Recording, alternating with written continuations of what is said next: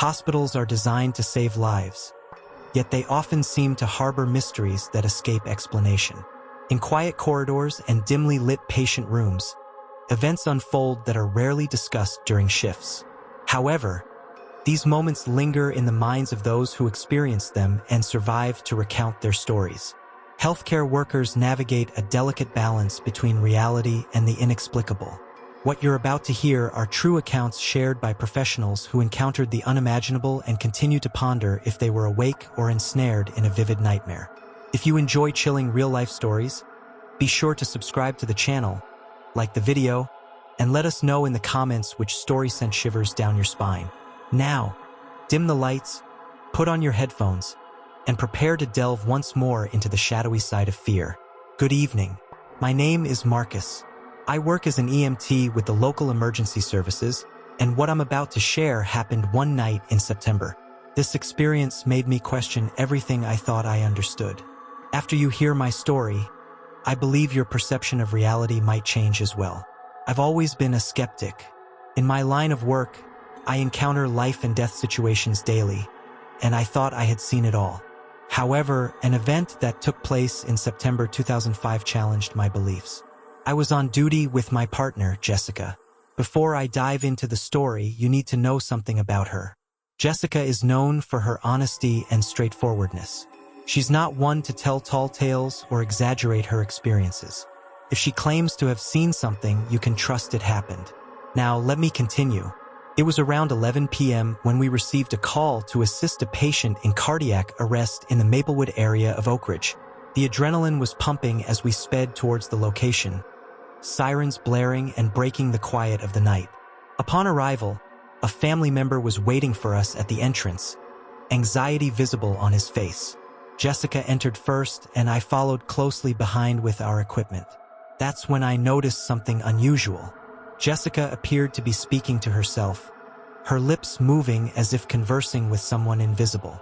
When we reached the living room, we discovered the patient on the floor, showing no signs of life. We immediately began resuscitation efforts. I concentrated on our standard procedures: chest compressions, defibrillator, adrenaline, when something caught my attention that left me perplexed. Jessica was addressing the patient by his name. "Come on, Mr. Johnson. Stay with us." How did she know his name? We hadn't been provided any information about him other than the address and that he was in respiratory distress. The family hadn't mentioned his name at all. Despite our best efforts, we couldn't bring him back. Mr. Johnson had passed away. It's heartbreaking to lose a patient, but it's part of our reality. On the way back to the ambulance, my curiosity got the better of me. I asked Jessica how she knew the patient's name. Her response left me astonished, delivered with a gravity that was impossible to ignore. Jessica looked me in the eyes and said, "Marcus, I saw Mr. Johnson's spirit. He was sitting calmly on the couch, watching everything we were doing." I was at a loss for words. Jessica continued.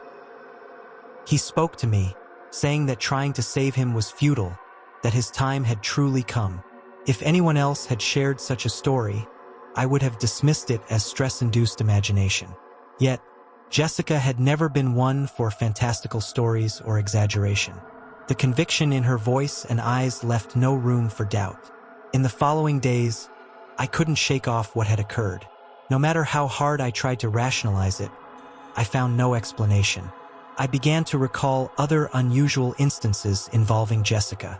One time, after we responded to a traffic accident, she went straight to a particular spot on the roadside, far from the actual scene, and found a child who had been thrown from the vehicle. No one else had noticed the child there. How did Jessica know exactly where to search? Then there was another occasion when we were called to a workplace incident downtown.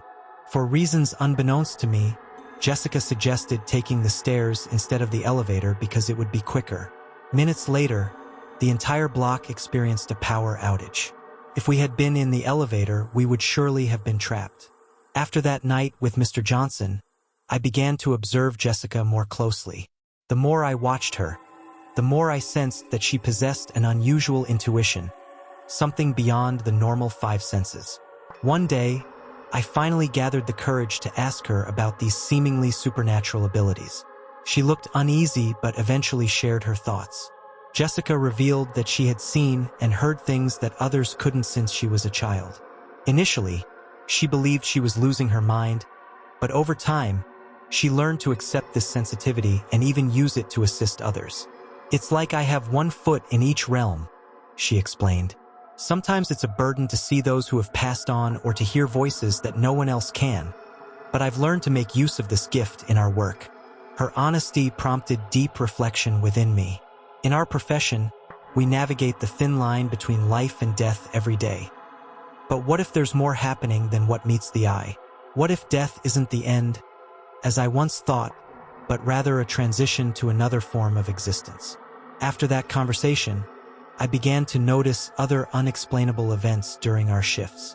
Sometimes Jessica seemed to know exactly what had occurred at a call location before we even arrived, or she'd make astonishingly accurate diagnoses of complex cases without conducting detailed tests. There was an incident where we assisted a couple involved in a traffic accident. The driver was unconscious and critically injured, while his wife, Mary, had only minor scratches. To my surprise, Jessica began addressing the unconscious man as if he could hear her. "Calm down, Mr. Johnson. We're here for you. Your wife, Mary, is fine. Don't worry." The most fascinating part was that when the man regained consciousness at the hospital, his first question was, "Where's the woman who spoke to me in the car?" Over time, I began to experience sensations that I couldn't explain. While not as intense as Jessica's experiences, they were definitely real. Sometimes, as I entered a location, I'd feel a heavy, oppressive atmosphere. Other times, I'd have the strong impression of being watched by something otherworldly. One night, we were returning from a call around 3 a.m. when the road was nearly deserted. Suddenly, I felt an intense chill, and Jessica instructed me to pull over onto the shoulder. Without hesitation, I did so. Seconds later, a runaway truck zipped past in the exact lane where we would have been if we hadn't stopped. That experience fundamentally altered my perspective.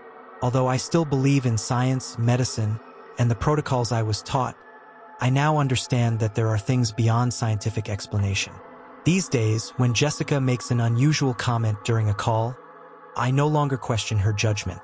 If she suggests a different approach, we trust her intuition. Interestingly, our success rate in helping patients has significantly improved since I began to trust her insights.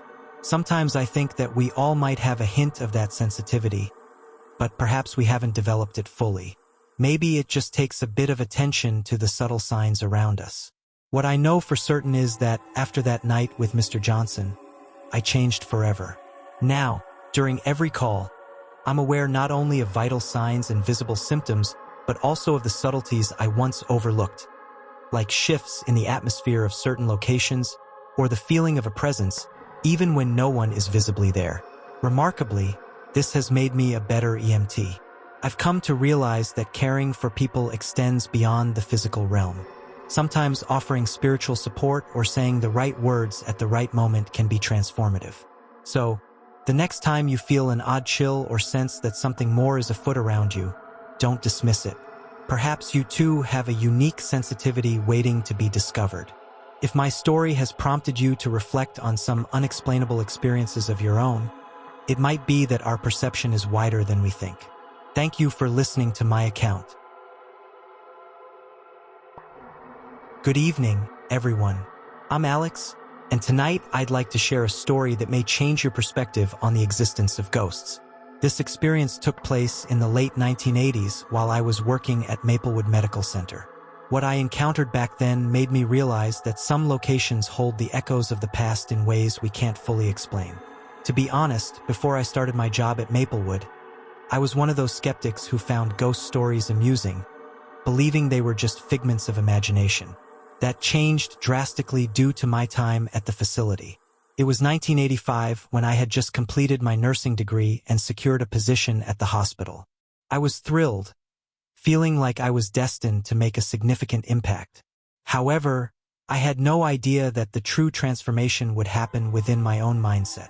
Maplewood Medical Center was far from ordinary. Established in the 1800s, it had witnessed a great deal over the years.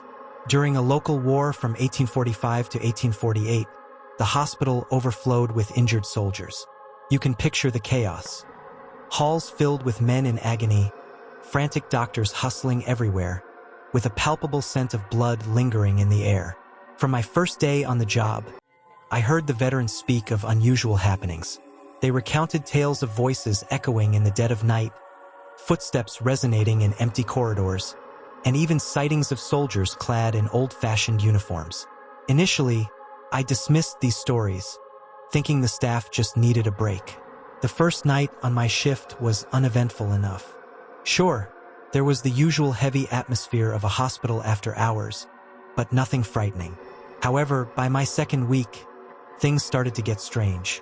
As I was making my rounds one night, I heard a sound coming from one of the rooms. Thinking it was a patient seeking assistance, I went to investigate. When I opened the door, I was taken aback.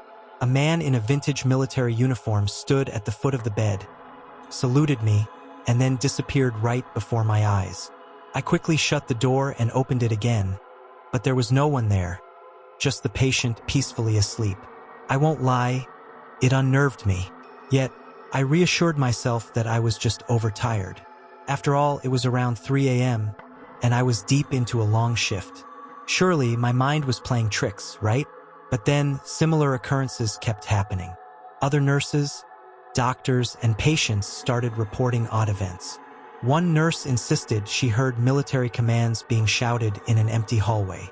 A doctor claimed to have witnessed a group of wounded soldiers walk straight through a wall. The night that left the most profound impact on me was when we admitted a distressed patient who wouldn't stop shrieking for us to remove a soldier from his room. We checked repeatedly but found nothing, as the room appeared empty to us. Yet the patient insisted there was a young cadet there, simply watching him in silence. Can you imagine his fear? When morning arrived and he was discharged, I had never seen someone so relieved to leave. After that incident, I began to pay close attention to my surroundings. I noticed the air growing colder in certain hallways, the eerie sounds emanating from the aging building, and shadows that seemed to flit by on their own. However, the event that truly convinced me something supernatural was at play occurred a few months later. We admitted a seemingly healthy young soldier. As a precaution, the on-call doctor decided he should stay overnight for monitoring. It was not a serious case, or so we believed. In the dead of night, the cardiac monitor began beeping wildly. We rushed to his room and found the soldier in cardiac arrest. Despite our efforts, we could not revive him, leaving the entire team in shock. How could a healthy young man pass away so suddenly? The following night, as I made my rounds, I witnessed something that made me question my sanity.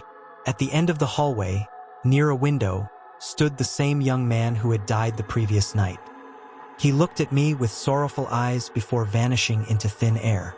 I stood there, trying to grasp what had just transpired. Was I imagining things? Was my exhaustion causing me to hallucinate? But I wasn't alone. Over the next few nights, several colleagues reported seeing the same soldier in various parts of the hospital, the chapel, near the emergency exit, always bearing that same mournful expression, as if he were forever lost. These occurrences persisted for many months. At times, it was merely a fleeting silhouette, but on other occasions, it felt as though he were truly present, almost tangible.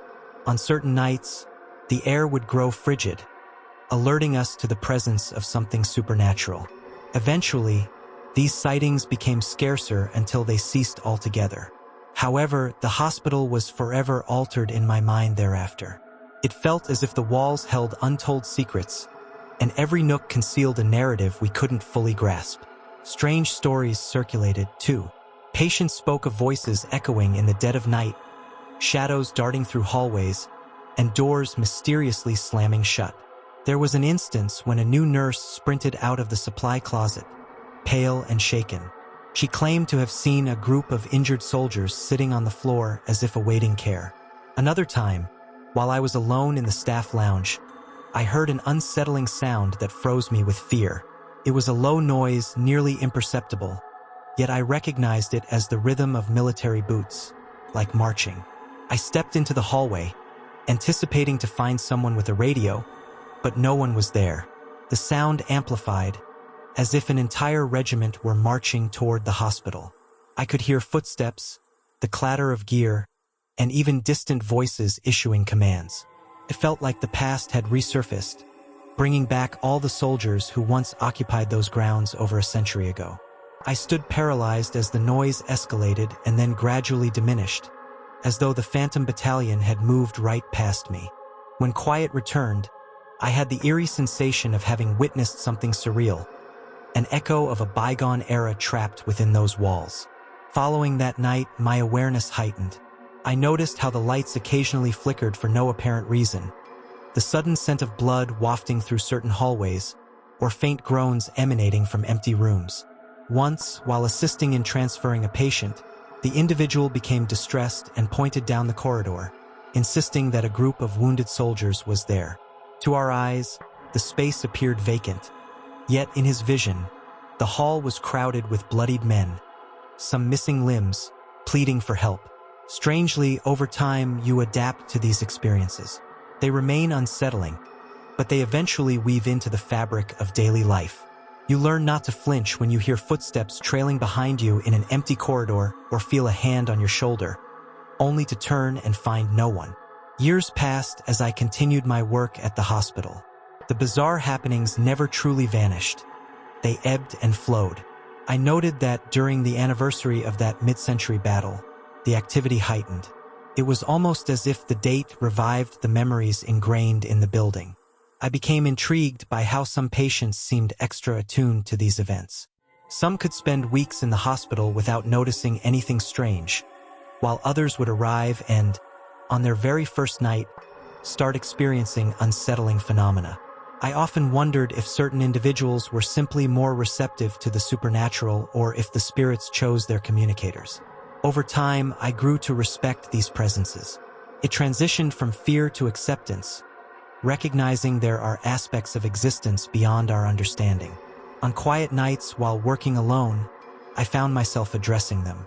"Good evening, everyone," I would whisper to the empty hallways, and there were moments I felt a response, as faint as it might have been. Years after leaving the hospital, those experiences remain vivid in my mind. In many ways, they reshaped my perspective on life. I often ponder those spirits. Are they still in that hospital, trapped in some way? Will they ever find resolution? Or are they fated to endlessly replay their final moments? Maplewood Medical Center still stands, its presence as formidable as ever, safeguarding its mysteries. I am convinced that even now, while you absorb my tale, something inexplicable is at play in those aged corridors. From everything I encountered, one truth became clear: reality encompasses far more than we often grasp. There are elements of existence science may never elucidate, and that's perfectly fine. Sometimes, the enigma itself is what renders life beautiful. So, if you ever find yourself in an old building, a hospital in particular, take heed. Peer into the shadows. Listen closely to the stillness. You might just catch a glimpse of something extraordinary. And if you do, don't be afraid. As I learned in that hospital, not all spirits are there to frighten us. Some simply wish to be remembered. I'm sure many individuals across the country have experienced similar events in hospitals. Why not share your stories, too? Certain hospitals conceal secrets that transcend the limits of science. There are locations where the divide between life and death is more fragile than one might think. My name is Sarah, and I worked as a nursing aide at Riverside Medical Center in Green Valley. What I'm about to reveal took place during my night shifts in the burn unit. People often mention that hospitals hold myriad tales, but nothing could have prepared me for the occurrences I witnessed there. My first night at the hospital is permanently etched in my memory as the onset of a nightmare. The heavy silence of the hallways was pierced only by the incessant beeping of heart monitors and the occasional groans of patients. The sharp scent of antiseptic never fully concealed the lingering odor of singed flesh. It was during the midnight rounds that I sensed something unusual. Upon entering one of the rooms to check on a patient, I felt an intense chill that had no explanation. The air conditioning was turned off, yet my breath formed tiny clouds of vapor. The patient, a middle-aged man with extensive burns, lay motionless, his gaze fixed on a shadowy corner of the room. I approached cautiously, softly calling his name. He didn't respond, continuing to stare into the void. When I touched his arm to check his vital signs, he suddenly turned his head, his eyes wide with fear. "She's here," he murmured in a raspy, trembling voice. "The girl. She won't stop watching me." He pointed toward a corner, but all I noticed was an empty chair beside the window. I tried to reassure him, thinking it was a side effect of the pain medication. However, as I turned to leave, I caught a glimpse in the window's reflection. A small figure sitting in the chair. It vanished the instant I blinked. In the weeks that followed, similar occurrences became alarmingly common. Various patients at different times all reported seeing the same figure. A girl in white, quietly seated in that chair. Some described her as comforting, while others were filled with dread at her presence. One night, a senior nurse confided in me, her eyes wide with fear, about the history of that room. Years ago, a young girl had perished there after suffering severe burns while trying to rescue her brother from a fire. Ever since, her spirit had lingered in the area. The case that impacted me the most occurred 3 months later. A patient in critical condition with burns covering 80% of his body was under our care. His condition deteriorated rapidly, and we knew it was only a matter of time. During my early morning shift, I entered his room to change his four. The cold that enveloped me was piercing, causing my teeth to chatter. The patient was awake, his eyes fixated on that infamous chair. But this time I could see it too. Sitting there was a girl, no older than 12, with long dark hair and a white dress stained with ash and blood. Her skin bore horrific burns, partially healed. She was gazing at the patient with an expression of profound sadness. I froze in place, unable to move or scream. The girl slowly turned her head in my direction, her eyes meeting mine. There was no malice in them, only deep sorrow and something else, an expectation. Suddenly, the monitors began to beep frantically. The patient was going into cardiac arrest. I snapped out of my trance and ran to call the emergency team, but by the time we returned to the room, it was too late. The most disturbing detail was what we found on his body. Small handprints covering his burned skin, as though someone had tried to pull him out of the bed. And on the chair, now empty, there were ashes scattered across the seat. In the months that followed, the activity in that room intensified. Objects moved on their own. The temperature would inexplicably drop at times, and occasionally, the air was filled with the scent of smoke despite there being no fire. Patients described vivid dreams where a burned girl called out to them, urging them to follow her. Some woke up with strange light burn marks, while others asserted they had seen the girl hovering above their beds at night. The staff started to steer clear of that room. No one wanted to be alone there, particularly in the early morning hours, as whispers of a malevolent force feeding off the anguish of burn victims circulated throughout the hospital. I tried to cling to my sanity to make sense of the occurrences, but each shift brought new terrors. One night, while checking on a sedated patient, I heard a child's voice singing a lullaby. Turning slowly, I saw the girl perched on the edge of the bed, gently caressing the face of the unconscious patient. When she noticed me, she smiled, but it wasn't a reassuring smile. It was something predatory. Her lips moved, forming words I couldn't hear yet somehow understood. "You're next." I fled the room, my heart racing wildly. That same night, I submitted my resignation. I could no longer endure that presence, the constant fear, the sensation of being observed by something that no longer belonged to this realm. After leaving the hospital, I started experiencing dreadful nightmares. They recurrently featured me racing desperately through endless hallways, with a girl in a white dress chasing me, her hands reaching out as if she wanted to touch me. Years passed, and I still couldn't enter a hospital without feeling a chill run down my spine. The experiences at Jackson Memorial haunted me so profoundly that I chose to leave nursing entirely. I simply could not endure the hospital atmosphere any longer. Every corridor reminded me of that terrifying entity. In search of a fresh start, I obtained a degree in aesthetics and began working at a private clinic. The clean, quiet environment there offered a comforting contrast to the horrors I had experienced at the hospital. However, even that significant change of scenery did not entirely banish the shadows of my past.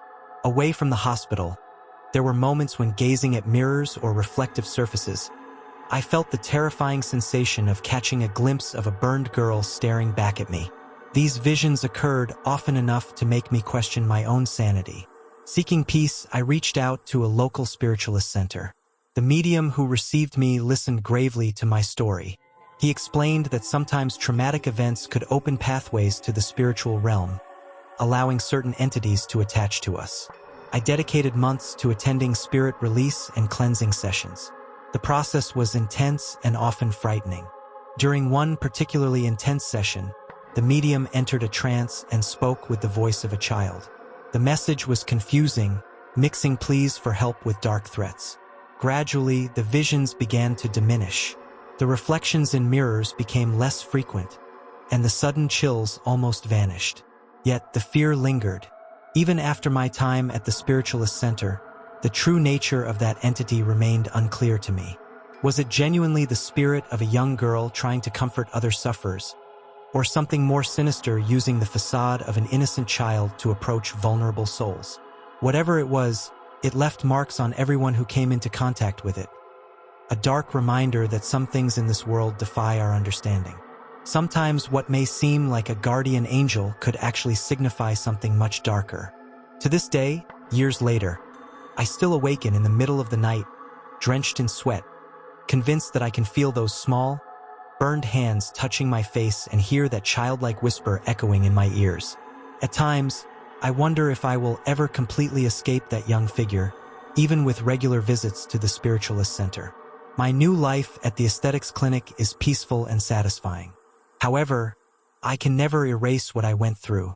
The emotional scars remain, alongside a lingering uncertainty about the true nature of those events, both inside and outside that hospital. If you work or have ever worked in healthcare, perhaps you have your own mysterious story to tell. Sometimes sharing these experiences helps us realize there are more enigmas lurking in hospital corridors than we could ever imagine. My name is Ethan, and for many years, I worked as a surgical instrument technician at the Metropolitan Medical Center in New York City. What I'm about to recount took place in the early 2000s in an operating room that became the center of bewildering occurrences. Get ready for a dive into the eerie side of medicine, where the boundaries between life and death blur, and the mysterious challenges everything we once thought we understood. The scent of antiseptic lingered in the air as I walked through the chilly halls of the surgical unit. It felt like just another regular day at the medical center. At least that's what I thought. It all began on an ordinary Tuesday. As I was organizing the tools for a standard surgery, the lights in the operating room began to flicker. Initially, I didn't think much of it. Old hospitals have their quirks, I reasoned. But then the cardiac monitor started beeping inexplicably, even though it wasn't attached to any patient. We called in the maintenance crew, and they scoured the room, checking every wire and outlet, yet found absolutely nothing to explain the strange occurrences. The technician shook his head, mumbling something about electromagnetic issues, yet his eyes conveyed he was just as puzzled as we were. In the following weeks, bizarre incidents multiplied. Surgical tools would inexplicably relocate, temperatures would sharply fluctuate, and the unthinkable occurred. During a gallbladder removal, a routine procedure we performed almost daily, the patient, previously healthy and with no anticipated complications, suddenly crashed. Within minutes, we lost him with no medical explanation for the tragedy. The surgical team was shaken, and whispers filled the hallways, accompanied by suspicious glances towards that operating room. However, the daily grind of hospital life continued. A week later came another unsettling event. A patient unexpectedly regained consciousness during the procedure, something extremely rare nowadays. Before we could respond, he started uttering unintelligible words. His voice was deep, hoarse, and oddly unnatural. Moments later, he went into cardiac arrest. That was the moment fear truly started to spread. Nurses began refusing to enter the room alone, and even the most skeptical surgeons hesitated before making a single incision. I, too, began to feel an unsettling presence every time I crossed that threshold, as if something unseen was watching us. The flickering lights intensified. There were times we were plunged into complete darkness for what felt like an eternity. During those blackouts, some staff claimed they heard whispers and the dragging of footsteps on the floor. The situation escalated with yet another unexplainable death occurring within a month. This time, the lights didn't just flicker. They burst in a dazzling display of sparks. The air turned icy, so cold we could see our breath. I could have sworn I glimpsed a dark figure lurking in the corner of the room, observing us with eyes that glowed in a bizarre hue. Hospital management could no longer overlook the phenomenon. There were closed-door meetings and intense discussions, with rumors circulating that they even considered permanently shutting down the operating room. That was when someone suggested a unique solution, a blessing. The idea of bringing a priest into such a clinical environment sparked debate, yet desperation won out. On the agreed day, the priest arrived.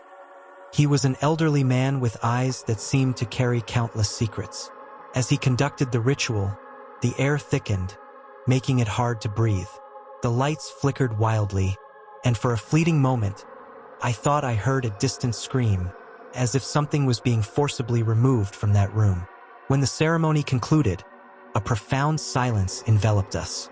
The priest surveyed the room, nodded solemnly, and departed without saying a word. We stood there, uncertain of what to anticipate. In the weeks that followed, noticeable changes occurred. The lights ceased their flickering, the equipment functioned flawlessly, and no further unexplained deaths transpired. It felt as if a weight had been lifted from that room. However, my relief was tinged with an odd sense that lingered. Sometimes, when I found myself alone in the operating room, I could still feel something present. Observing, waiting. It wasn't a hostile presence, but one that seemed watchful. To this day, we never truly uncovered what transpired in that room. Some argue it was merely a string of coincidences intensified by stress and imagination. Others are convinced that something genuinely supernatural was at play. As for me, I began to perceive the world differently after those incidents. I came to understand that there are phenomena between heaven and earth that science has yet to comprehend, and that the divide between life and death is often much thinner than we care to acknowledge. Now, years later, I still work at the same hospital. The operating room remains in use with no further occurrences. Yet, every time I enter, I can't shake that feeling of being watched. Good evening. Have you ever considered whether what we perceive is truly all that exists? I'm Lily, and a few years ago, I worked as a nursing assistant at a senior living facility in Springfield, Ohio. What I'm about to recount happened to me during a night shift there, and it profoundly altered my understanding of reality versus the supernatural. You know that uneasy feeling you get when something just feels off, even if everything seems fine? That's how I felt one night in 2019 while working my shift at the facility in Springfield. Normally, I was a person who relied only on what was visible and tangible. After all, in the healthcare field, one learns to trust science and facts. But let me tell you what transpired that night, which shook my beliefs to their core. The shift began like any other long night. I arrived around 7 p.m., received handover from the day staff, and prepared for a quiet evening tending to our elderly residents. The facility was a cozy place, with comfortable rooms and a spacious common area.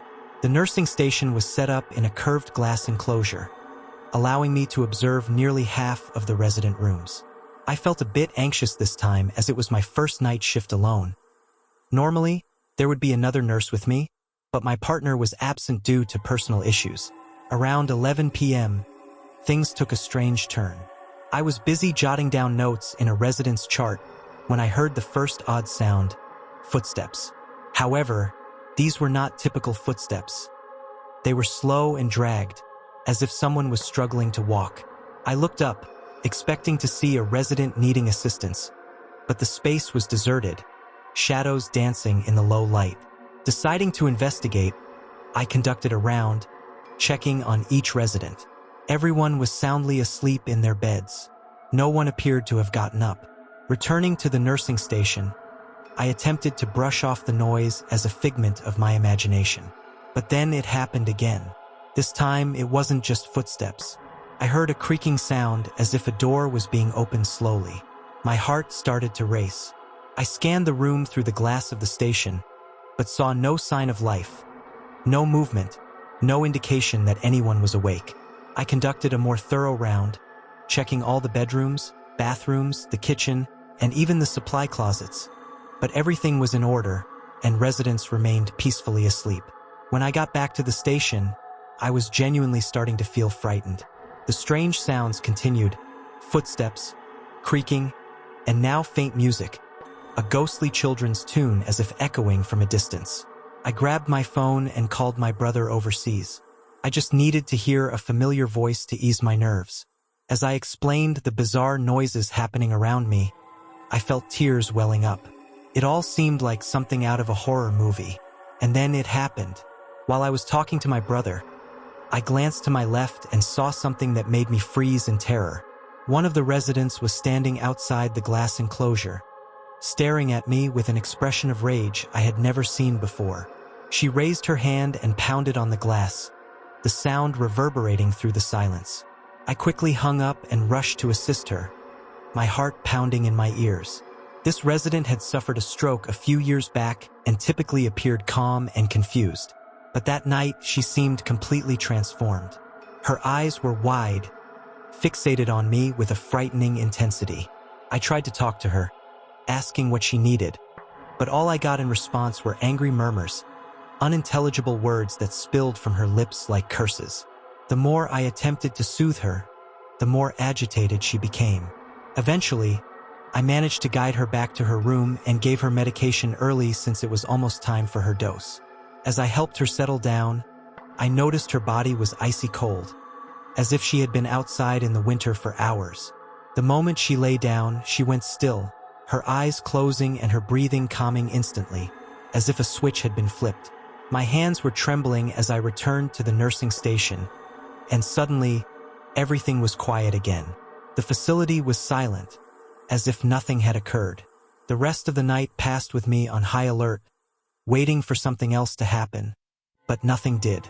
By dawn, when the next shift arrived, I was utterly drained and bewildered. I shared my experience with the incoming nurse. She listened, but I could see skepticism in her eyes. She suggested that perhaps fatigue was affecting me and that night shifts could take a toll. But I knew what I had witnessed and heard. It wasn't exhaustion or stress. It was something unexplainable, something else entirely. 2 days later, I received news that left me even more perplexed. The resident who appeared that night had passed away. Another stroke, more severe than the first, occurred. I pondered whether she sensed that her time was limited. I questioned if that nighttime appearance and her inexplicable anger were warnings or cries for help that she couldn't articulate in any other way. In the days that followed, I found myself unable to stop contemplating what transpired. I began to pay closer attention to the stories shared by a coworker who claimed to practice voodoo. She frequently spoke of spirits residing in the retirement home, entities that sometimes manifested. I had previously dismissed these tales as mere superstition, but following my experience, I couldn't ignore them any longer. What if there was something beyond our comprehension? I started noticing small details that I had overlooked before. For instance, how the lights would sometimes flicker without explanation. How motion detectors around the building would activate even when no one was nearby. How the air in certain hallways would occasionally turn inexplicably chilly. After speaking with other coworkers, I found out I wasn't the only one to have encountered strange occurrences. One nurse shared that she had once witnessed a child running down the hall, but when she went to investigate, no one was there. No children at all present in the building. A caregiver insisted he sometimes heard voices emanating from vacant rooms. These accounts made me reassess everything I believed. As a healthcare professional, I had been trained to seek logical explanations and trust what could be substantiated. However, how could I rationalize what I experienced that night? I began to approach my work from a different angle. I started to pay closer attention not only to the physical indicators in the residents but also to their behavior and what they said, even when it seemed illogical. I came to realize that many residents, particularly those close to death, sometimes talked about seeing individuals who weren't there. Deceased relatives, childhood friends, people they hadn't encountered in many years. Previously, I attributed these visions to confusion stemming from advanced age. Now, I contemplated whether there was something deeper at play. That night's event altered not just my professional viewpoint, but also my personal perspective on life and death. I began to wonder if the boundary between these two states is as clear as we believe. Perhaps at certain moments, that boundary becomes blurred, enabling us to perceive or sense things typically beyond our awareness. I have not ceased being a committed, evidence-based professional. I continue to perform my responsibilities diligently and adhere strictly to medical protocols. However, there is now an added layer of understanding, a willingness to consider possibilities I would have previously dismissed. I started to be more attentive when residents shared their stories, fears, and visions. I understood that often what they needed wasn't merely physical care, but someone who would listen without judgment, who would affirm their experiences, no matter how peculiar. The retirement home stayed a place of care and comfort for the elderly. But for me, it transformed into a realm of intrigue and continuous learning. Each night shift held the potential for new revelations, experiences that tested my understanding of reality. Even today, years after that unsettling night, I lack definitive answers. I cannot assert with certainty whether what I encountered was genuinely supernatural, an unexplainable phenomenon, or merely a series of odd coincidences. What I can assert is that the experience made me more open-minded and more empathetic. I discovered that there are more enigmas in this world than we can explain. Sometimes, the most crucial thing we can do is to simply be present, to listen, and to provide comfort. No matter the nature of our challenges, whenever I pass by a retirement home or any historical place filled with lived experiences, I can't help but wonder what those walls conceal beyond what is visible. What stories, what energies, what presences might exist there, invisible to our sight, yet perceptible to our other senses. Have you ever encountered an event you couldn't rationalize? Something that tested your understanding of reality? Perhaps like me, you'll discover that there is more to existence than what our eyes perceive or our minds can fathom. Which story resonated with you the most? Share your thoughts in the comments. Don't forget to subscribe, like, and share. I'll see you in the next story if you're brave enough.